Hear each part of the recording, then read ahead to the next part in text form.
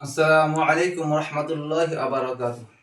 প্রিয় শিক্ষার্থী বন্ধুরা, আজকে আমরা আলোচনা করব যে সকল ওয়ার্ডের শুরুতে ডাব্লিউ এবং আর থাকে এ সকল ওয়ার্ডের ফার্স্ট লেটার ডাব্লিউ উচ্চারণ হয় না।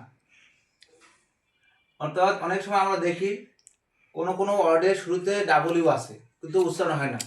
রুলসটা হলো যে সকল ওয়ার্ডের শুরুতে ডাব্লিউ এবং আর থাকে এই সকল ওয়ার্ডের ফার্স্ট লেটার ডাব্লিউ উচ্চারণ হবে না। যেমন রাইট অর্থ লেখা, এখানে ডাব্লিউ উচ্চারণ হয় না। রং অর্থ ভুল, এই ডাব্লিউ উচ্চারণ হয় না।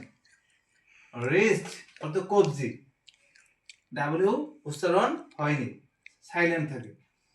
রেক অর্থ ভাঙ্গা, তারপরে র্যাপ মোড়ানো, রিং মোচড়ানো, রাই বাঁকা।